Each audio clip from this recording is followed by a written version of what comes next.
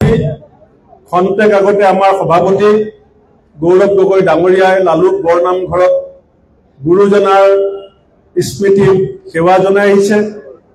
এই সভাৰ পৰাই ময়ো তেৰাৰ চৰণত তেৰাৰ নামত আমাৰ কীৰ্তনত যে লিখা আছে, শ্ৰীমন্ত শংকৰ হৰি ভকতৰ জানা যেন কল্প তৰু তাহান্ত বিনাহী নাহি নাহি নাহি আমাৰ পৰম গুৰু। আমাৰ মাধৱদেৱৰ নামঘোষাত লিখিছিল শংকৰদেৱৰ কথা যে জয় গুৰু শংকৰ সৰ্বগুণাকৰ যা কেৰি নাহি কেও পাম তা হেৰি চৰণতৰ ৰেণুকত কুটি বাৰ এক কৰো প্ৰণাম। আমি গুৰুজনাক এই আমাৰ দলৰ মঞ্চৰ পৰাই আৰু আজি এটা অত্যন্ত গুৰুত্বপূৰ্ণ কাৰ্যসূচীৰ মাজৰ পৰাই সকলোৰে হৈ মই শতকোটি প্ৰণিপাত জনাইছো। বন্ধুসকল, ইতিমধ্যে আমাৰ দলে নিৰ্ণয় কৰিছে যে যুঁজ এখন হ'ব। এই যুঁজৰ সম্পৰ্কত যেহেতু আজি গুৰুজনাৰ তিৰুভাৱ তিথি, মই শাস্ত্ৰৰ মাধ্যমেৰে এষাৰ কথা কৈ মোৰ বক্তব্য শেষ কৰিম। আমাৰ যিটো আমাৰ পৃথিৱীৰ যিমান্তৰ যিটো ইতিহাস, তাত আমাৰ শাস্ত্ৰই 4টা যুগত ভাগ কৰিছে। এটা হৈছে সত্য যুগ, য'ত ৰজা হৰিচন্দ্ৰই কেৱল সত্যৰ কাৰণে, সঁচাৰ কাৰণে নিজৰ পুত্ৰকো বিসৰ্জন দিবলৈ সাজু হৈছিলে। তাৰ পাছত আছিলে ত্ৰেতা যুগ। ত্ৰেতা যুগত যুদ্ধ হৈছিলে দুখন ৰাষ্ট্ৰৰ মাজত, দুজন ৰজাৰ মাজত। অযোধ্যা আৰু লংকাৰ মাজত যুদ্ধ হৈছিলে, ৰাম আৰু ৰাৱণৰ মাজত যুদ্ধ হৈছিলে। তাৰ পাছত আহিলে দ্বাপৰ যুগ। দ্বাপৰ যুগত যুঁজ হৈছিল, আমি যে কৈ আছো যুঁজ এখন হ'ব।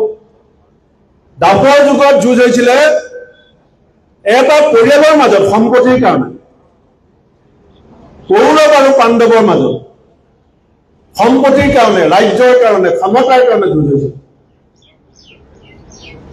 যেতিয়া মহাপুৰুষ শ্ৰীমন্ত শংকৰদেৱে ভাগৱত ব্যাখ্যা কৰিছিল, তেতিয়া তেখেতক সোধা হৈছিল যে কলি যুগৰ যুঁজখন কেনেকুৱা হ'ব, যিটো যুগত আমি এতিয়া বসবাস কৰি আছো।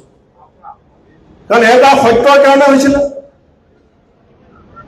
এটা দুজন ৰজাৰ দুখন দেশৰ মাজত হৈছিলে, আৰু এটা যুগত এটা পৰিয়ালৰ মাজত হৈছিলে।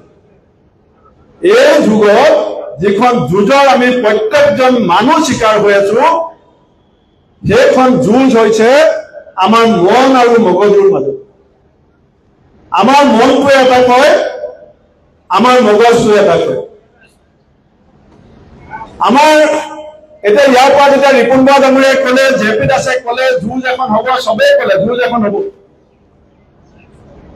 কিন্তু মন আৰু মগজ যেতিয়া একাকাৰ কৰি পেলাই সিদ্ধান্ত সঠিক ৰূপত আমি নিৰ্ণয় কৰি পেলাই এটা সংকল্পৰ সৈতে আগবাঢ়ি যাম, তেতিয়া সেই যুঁজখনৰ ফলাফল আমাৰ পক্ষত।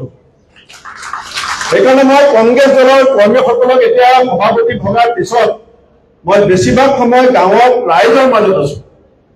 আমাৰ দলৰ কৰ্মীয়ে মোক সোধে যে যুঁজখন কেনেকুৱা হ'ব। এইখন যুঁজ এই মঞ্চৰ পৰা জিকাব নোৱাৰে।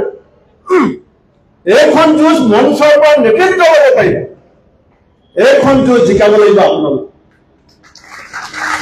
আমাৰ যেতিয়া মোগলৰ বিৰুদ্ধে লাচিত বৰফুকনৰ নেতৃত্বত যুদ্ধ হৈছিলে, তেতিয়া লাচিত বৰফুকন নৰিয়া গা তীৰ কপোৱা যাৰ শুই আছিল, সৈন্যসকলে যুঁজিছিল।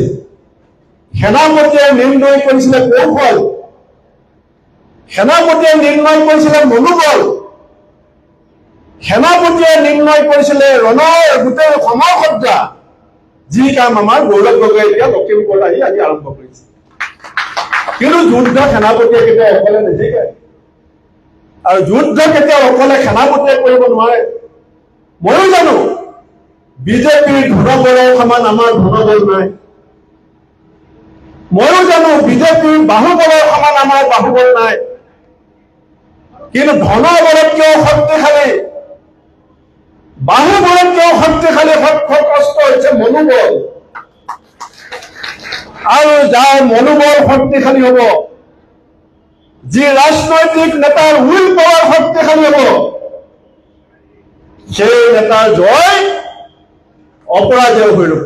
সেইকাৰণে বন্ধুসকল, লখিমপুৰ জিলাত আজি সভাপতি ডাঙৰীয়াৰ উপস্থিতিত শংকৰদেৱৰ তিৰুভাৱ পৃথিৱীত এই যুদ্ধৰ সমস্ত দায়িত্ব আপোনালোকৰ হাতত তুলি দি মোৰ বক্তব্য সামৰিছো। বন্দে মাতৰম, জয় অসম।